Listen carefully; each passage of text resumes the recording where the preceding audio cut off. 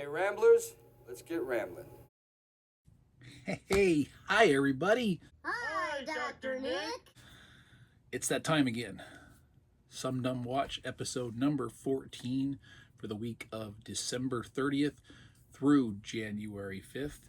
And this is my weekly show, in which I go through and document anything that I've watched from my physical media library, as well as any theatrical viewings I happen to attend. So let's get the ball rolling.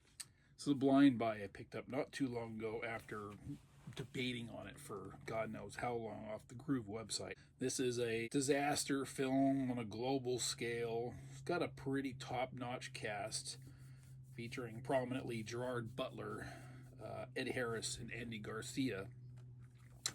And it is the Blu-ray of the film Geostorm, which I had never actually heard of prior to stumbling across it on Groove. Focus, no focus. I'll change my light here. It had some pretty damn decent special effects. I mean, I had the sneaking suspicion that this was kind of like a direct-to-video thing. I don't know if that's actually the case. If I got a theatrical releases from 2017, I have no recollection of this thing coming out. If any of you do, let me know. But watching it, it was, for the most part, a fairly solid little apocalyptic global thriller, natural disaster kind of thing, although in this case not so natural. But, you know, a good, fun little romp.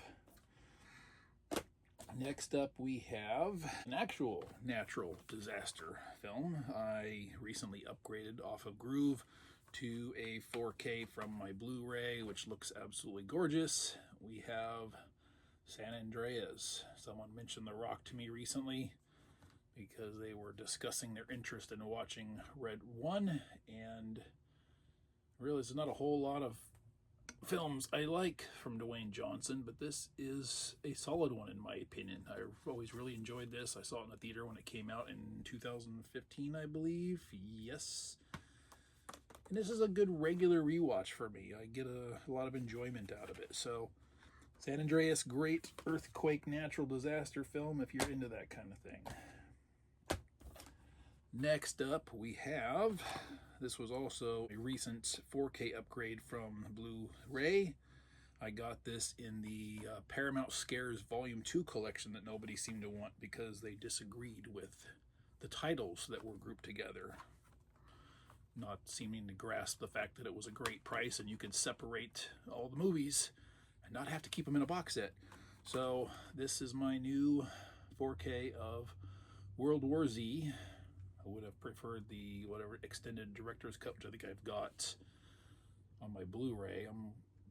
I don't watch this film often enough to really note the differences, so I was perfectly fine going back to the theatrical release on this, but at some point I might have to go through and check and rewatch and see what kind of running time difference there is between the two. Although, interestingly enough, and I think I even covered this when I was reviewing the box set, although it doesn't state anywhere on here, there are two different running times on this. Now I have to put the disc back in and see. So it lists the theatrical cut at 115 minutes and the unrated at 122 minutes.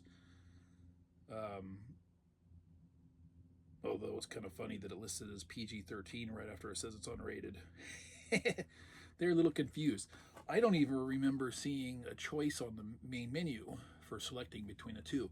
So now I'm going to set this bad boy aside because I want to plug it into my player now and actually see what's really going on there. Next up, a film I had only ever heard of, never seen. A friend of mine talked about it, and I think I even mentioned it recently when I went to my Black Friday unboxing. This came in. A friend of mine was recommending it to me, and yet I had already actually ordered it, coincidentally enough. And this also has two different versions, theatrical and extended, in it. And I knew nothing about it going in, went in completely blind, but this is Steven Spielberg's 1941, and I went for the theatrical cut, and I'll be blunt, I made it maybe halfway through before I turned it off, and I don't think I will ever watch it again. I don't know what this movie is supposed to be. I understand, okay, maybe we're trying to do a little spoof, maybe we're trying to do a little slapstick action. But you can't pull that off for every single character throughout the entirety of a film. There has to be some give and take. This is way overdone. The only thing I could say that I did appreciate this was the opening scene where Spielberg basically recreated the opening of Jaws with a submarine. But it was great to bring back the original actress that was Jaws' first victim in the film and have her run down a similar looking beach and strip off the clothes and go skinny dipping just like she did in Jaws and go swimming, but except for getting attacked by a shark, she gets a Japanese sub that comes up and out of the ocean and grabs her and raises her into the air. So if you can't tell by the title there, this is a World War II film, I guess. But this is shit. I'm sorry. This is a bad movie, and I don't know why I've never heard this thing being talked about being an early Spielberg film, but no recommendation. And while we're on that subject, Blind Buy, recent from Groove as well, I dove in and got the 4K of First Man starring Ryan Gosling. Now, admittedly, I did finish this film. It took me 3 viewings to do so. I made it 28 minutes into it before I paused and decided I would go through and start doing some reorganizing of my library. Took a break, sat back down, got to about an hour in, and turned it off. And didn't pick it up again until the next day, and I figured I felt kind of more obligated to finish this one. And speaking of movies that have an identity crisis, this is it. Now, aside from being Ryan Gosling's, in my opinion, worst performance of his career, the man is so wooden he belongs in a forest. Now, maybe Neil Armstrong is really that way as a person. I don't know. I can only judge this on the merits of a movie. But oh my God, was this man boring to watch. And I've seen him stoic, as in like in Drive, and he still did that perfectly entertaining, and that was fine. This, not so much. And like I said, speaking of the identity crisis, I don't know if this movie is supposed to be the Neil Armstrong story, because there's not enough plot or narrative in the movie for that. And I don't know if it's supposed to be an Apollo 11 movie, because there's not enough plot or narrative for it to be that. I describe this movie as a stone skipping across a pond. And that's about how consistently it bounces around and touches on the events that take place over the course of, what is it? I think it starts in 61 and ends in 69. So you're looking at an 8-year time frame. Some time jumps are explained and documented on screen. Others just happen, and you're supposed to bring context around the events to justify those and to be aware of them. And some of them are so, and this is my problem with biopics, why I tend to stay away from them, aside from the historical inaccuracies, is they skirt around the events of people's lives, just like that stone skipping on a pond. And they do it sometimes at such a pace that you don't have time to acclimate yourself to that specific time frame and the events going on around before it jumps to the next one. And there aren't always enough visual cues to really comprehend how much time has passed, the significance of that time. I feel like every significant event that this is supposed to be surrounding in the story is just slightly touched on. It's like little tickle, and then that's it. And then it jumps over. I mean, even the Apollo 11 mission, there's more time spent, I think, on the actual launch and getting into orbit and setting the course for the moon than there actually is for the entirety of the mission. The lunar landing is gone, and then, hey, let's lift off, go back to, bang, we're back on Earth, and it's time for quarantine. The end. Like, whoa, talk about a shock. This is, I'm glad I didn't see this in the theater. This movie came out in 2018. I was kind of surprised that it had been that long, but it's 2 hours and 21 minutes long. And this is a slog fest to me. It just, no, absolutely not, never again. In fact, I hated it so much that all it did was give me a desire to rewatch the far superior Apollo 13 directed by Ron Howard. Was this from 1994? 1995. Okay. This movie here has focus, has characters, gives you every bit of information you need to know to follow the narrative from start to finish. There's no guesswork. There's no confusion. There's nothing to take you out of the story as it progresses. It's tight. It's clean. The performances are top-notch across the board. Tom Hanks, Kevin Bacon, Bill Paxton, Gary Sinise, Ed Harris. You've got Kathleen Quinlan in a supporting role playing Tom Hanks's / Jim Lovell's wife. She's delight. You know, you get even enough of these individuals' families on the side that it gives them enough material to work with to give them a good, rounded, full storyline. And the effects, even though it still hold up, I was a little concerned about the 4K, what it would do. This thing still looks beautiful. I'd even put it above this as far as the visual effects and the appearance and everything that it looks. I love this movie. I can't get enough of it. Next up, I can't do a SumDumWatch without touching base with Mr. Frank Capra here. So going through, as I always do, one film a week from that 20 film collection, 21 including the documentary. This week I watched the Blu-ray of Flight. This is, in this collection, the first full talkie film. And it, once again, I can get some focus here, is once again a pairing of Jack Holt and, we'll see his picture over here, Ralph Graves. They were the duo that paired up for the first time in Submarine, which was 2 films ago that I watched. And this would be, I believe, Ralph Graves' 3rd appearance in this box set. This is a 2-hour film from 1929, which is pretty impressive itself. Some filming techniques that were used, because this centers around a group of Marine fighter pilots from the 20s who go on a mission from Pensacola, Florida down to Nicaragua. A lot of real aerial photography, including the actors actually in the planes being filmed from other planes. I understand that models were used in a couple select shots. I believe like 1 takeoff scene and 1 or 2 crash scenes. But aside from that, everything by all appearances appears to be real planes, real photographed with the real actors in their positions doing their thing. I really like these 2 guys together. I don't know if I'm going to run into them again in any other films.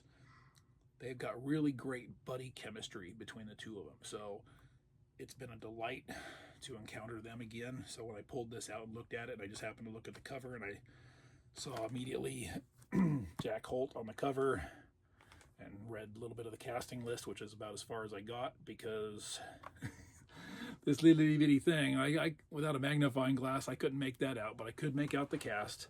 So I saw that Jack Holt. Lila Lee plays, once again, this is the irony of this film, is it's another love triangle, so much to the similarity of Submarine. So once again, you have 2 military officers, both flirting with and or in love with, involved with the same woman to a certain degree. And Lila Lee is an absolute delight in this film. She's absolutely beautiful. She had got a great character, great personality. She's just that kind of gal that I would be like, bring, ooh. She'd get my attention, that's for sure, is all I'm saying.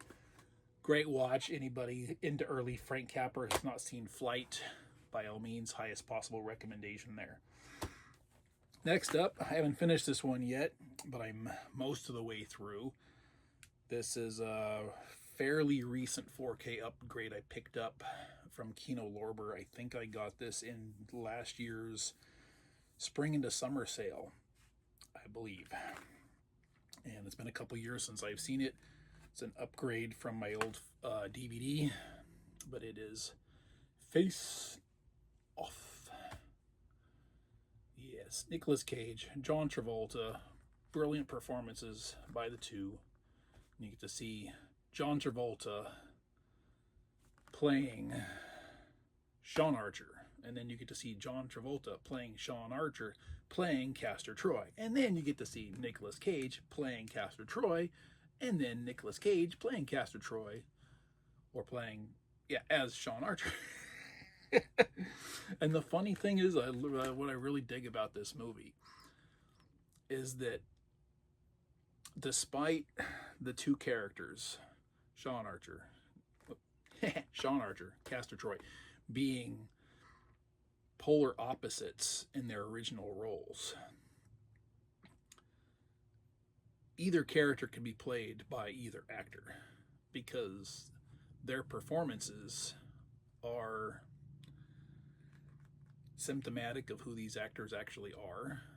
So either of these roles they could have swapped them out and had it been an exact same result. I don't think either actor needed to be cast in either role. He could have flip-flopped them to the same thing, because you watch any other Nicolas Cage or John Travolta role, not any, but select few or whatever, and you will see the exact same characteristics for both in each, and it's you just wrap your brain around that, and it's just like, oh my god, I just tied myself into a knot. But anyway, I'm really getting a kick out of this. I'm about, I think, an hour into it right now. It's an hour and 39 minutes.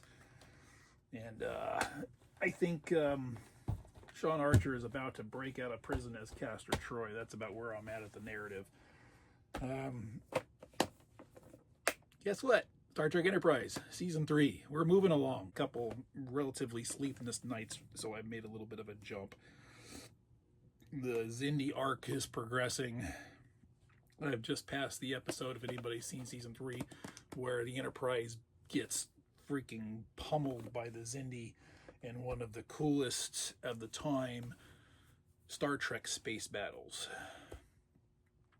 Not that this particular battle is all that dynamic or interactive in the combat itself. That will come later in the season. But this one I can appreciate that we've never seen in Star Trek history, this level of dynamic battle damage occurring, both externally on the ship and within, where you're seeing, explosions happening from fire being pummeled onto the ship, and you're seeing explosions, you're seeing human bodies getting blown out into space. On the inside, you're seeing explosions, you're seeing fires, you're seeing people getting blown all around, things getting falling on people, you're seeing people getting battered and bloodied, and it's just, that's never happened really in Star Trek before. Not on this kind of scale. You might get some lights flickering on and off, and you get some sparks and some shots, and maybe some flames a little bit in the background, but it's never,